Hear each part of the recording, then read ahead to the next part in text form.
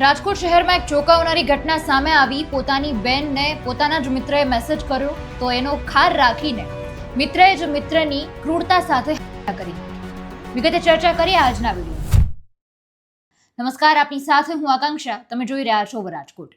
રાજકોટ શહેરના પ્રદ્યુમનનગર police station હેઠળના રૂખડિયાપરા વિસ્તારમાં બહેનને ઇન્સ્ટાગ્રામમાં મેસેજ કર્યાની બાબતને ધ્યાનમાં લઈને જોકે ખાર રાખીને વસ્તુનો અદાવત રાખીને ભાઈએ જ પોતાના જ મિત્રની હત્યા કરી નાખી। મૃતકને ચા પીવાના બાને બોલાવવામાં આવ્યો, પછી અવાવરૂ જગ્યાએ લઈ જવામાં આવ્યો।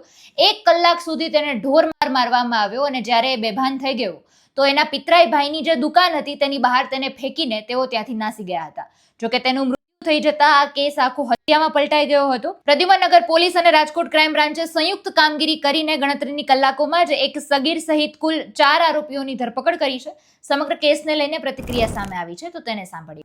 ગઈકાલે તારીખ 27/7/2024 ના રોજ પ્રનગર પોલીસ સ્ટેશન વિસ્તારની હદના રૂખડિયાપરા છે, તેમાં બપોરના 2:30 વાગ્યાના અરસામાં આ કામે મરણ જનાર ઉમંગભાઈ રણજીતભાઈ જે છે તેઓ પોતાના ઘરે હાજર હતા। ત્યારે આ કામના આરોપ નજીરભાઈ ઉર્ફે ઘેટી તેઓ મરણ જનાર ઉમંગભાઈના ઘરે ગયેલા અને તેઓને ચા પીવાનું કહી અને ચાલ ચા પીવા જઈએ એમ કહીને એને પોતાની સાથે લઈ ગયેલા। ત્યારબાદ એ પોતે અને તેના મિત્રો જે નાજીરભાઈ છે તેની સાથે આસિફભાઈ, સુજલભાઈ એના મિત્રો છે એની સાથે લઈ જઈ અને મોરબી રોડ બાજુ લઈ જઈ અને આ જે મરણ જનાર ઉમંગભાઈ છે જેઓને મરણતોડ માર મારેલો, મરણતોડ માર માર્યા બાદ ફરી રૂખડિયાપરા પાસે આવી અને એના ભત્રીજાની વિજય ભત્રીજો છે એના દુકાન પાસે આવી અને ત્યાં મૂકી અને જતા રહેલા। ત્યારબાદ આ મરણ જનાર ઉમંગભાઈ જે છે તેઓને ત્યાં આગળ મરણતોલ હાલતમાં પડેલો હોય એને તાત્કાલિક હોસ્પિટલ ખાતે લઈ જવામાં આવેલો, પણ હોસ્પિટલ ખાતે તેઓનું મરણ જાહેર। એ બાબતની એના પિતાશ્રી રણજીતભાઈ પૂનાભાઈ જખલિયાનાઓની ફરિયાદ લેવામાં આવેલી છે। ફરિયાદ લીધા બાદ પ્રનગર પોલીસ તેમજ ડીસીબી તેમજ તમામ